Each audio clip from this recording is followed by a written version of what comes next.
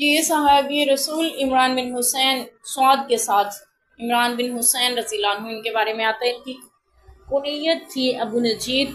7 हिजरी में मुसलमान हुए अबू हुरैरा रज़ियल्लाहु अन्हु के साथ। जब वो मुसलमान हुए जंग खैबर के मौका पर, यानी 7 हिजरी में, मोहम्मद बिन सिरीन जो ताबी हैं मशहूर, कहते हैं कि हमने इमरान बिन हुसैन से ज़्यादा नेक पाक शख्स और नबी पाक का सबसे ज़्यादा फरमाबरदारी करने वाला अतात गुजार नहीं देखा।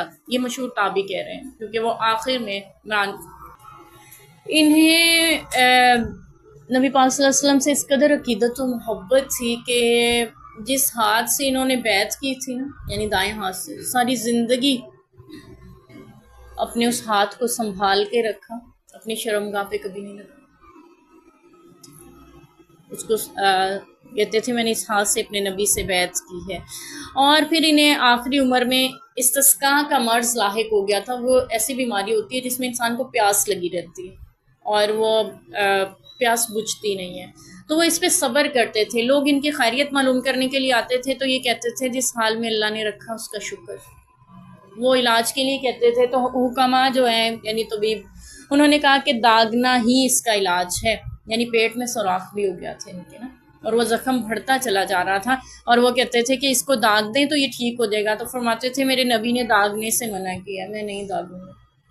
तो इसके अलावा कोई उस दौर में इलाज मुमकिन नहीं था।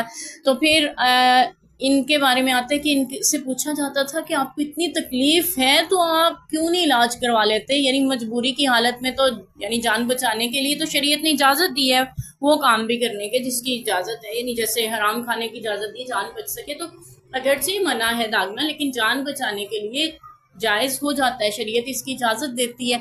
तो आप इसको दागने दें, लोहे को गर्म करके ज़ख्म पे रखा जाता था, जला दिया जाता था, इसको कहते हैं लोहे से गर्म से दागना। तो आपने इससे मना किया इलाज, इस तरीके इलाज से ना, कि आम बीमारियों में नहीं दागा जाए।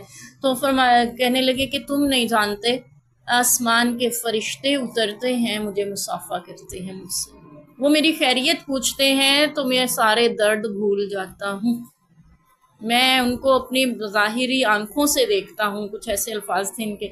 तो फिर मरज़ इस कदर बढ़ता गया कि घर वालों ने इसी पे फैसला किया कि इनको दागा जाए, यानी उनके पेट का उस दौर का ऑपरेशन आप इसको कह सकते हैं वो हुआ। और फिर उससे अफाका तो हुआ कुछ, लेकिन वो ज़्यादा देर तक हयात न रह सके।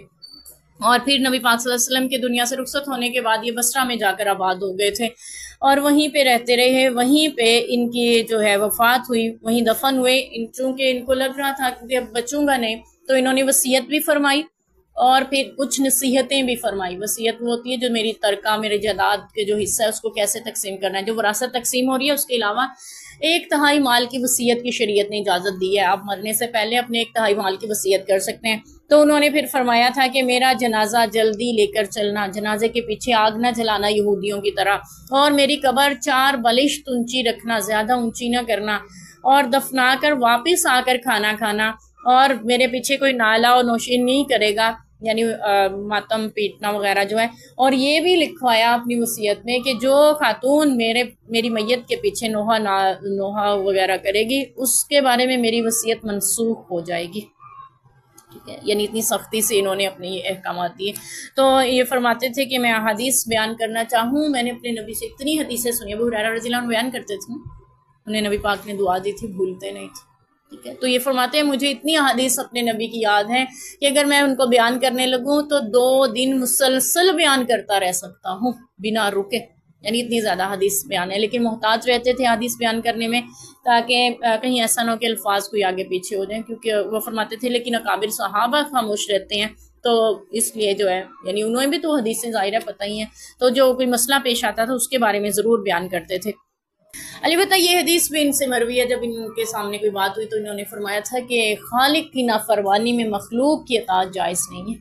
जहाँ पे अल्लाह की नाफरमानी होती है, जैसे हमें हुक्म है ना कि माँ बाप की फरमाबरदारी, शौहर की फरमाबरदारी, हाकिम वक्त की यानी अमीर की अताअत, तो ये सारे हम पे वाजिब ठहरते हैं। लेकिन असूल ये है कि जहाँ वो अल्लाह और उसके रसूल की नाफरमानी का हुक्म दें वो इनकी अताअत जायज़ नहीं है, चाहे शौहर है, चाहे बाप है, चाहे हाकिम वक्त है, चाहे अमीर है लश्कर का। अल्लाह और उसके रसूल की नाफरमानी का हुक्म देंगे तब उनका कहा नहीं माना जाएगा।